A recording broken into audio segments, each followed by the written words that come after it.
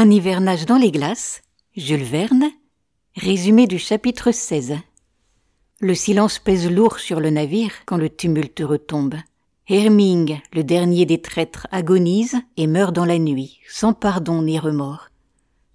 Un autre drame cruel frappe l'équipage. Le vieux Jean Cornbutte a cessé de respirer. Le père qui avait bravé les glaces pour retrouver son fils vient de mourir. Le vent hurle dehors, les glaces craquent et l'écho de leurs sanglots se mêle au gémissement du navire. Penellan, fidèle et digne, fait creuser une tombe sur la côte gelée. On y place une croix de bois, témoignage d'un amour paternel plus fort que la mer. Les jours suivants sont rudes. Les survivants réparent la tente, enterrent les morts et veillent à la survie.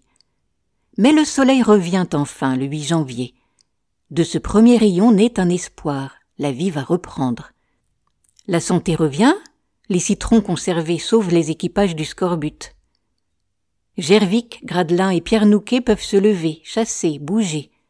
Les oiseaux migrateurs réapparaissent, des canards sauvages, des oies, des grues, des corbeaux.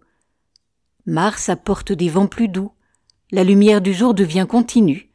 Le navire La Jeune Hardie sort peu à peu de sa gangue de glace. Le printemps polaire est là. Louis, infatigable, prépare le départ. Il surveille la débâcle, mesure les passes, rêve déjà de Dunkerque.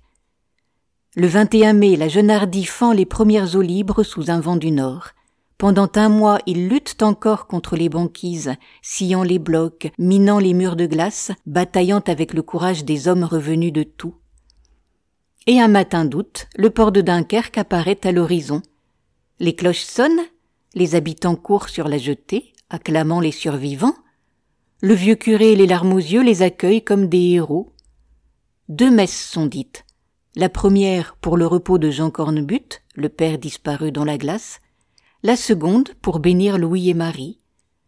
Ainsi s'achève l'aventure. Sur la mer dégelée et dans la chaleur retrouvée des cœurs, la foi, l'amour et le courage triomphent des glaces éternelles. J'espère que ce résumé vous a plu. N'hésitez pas à cliquer sur le pouce ou à laisser des commentaires. Vous pouvez retrouver Histoire et Poésie sur ma chaîne Entendre lire.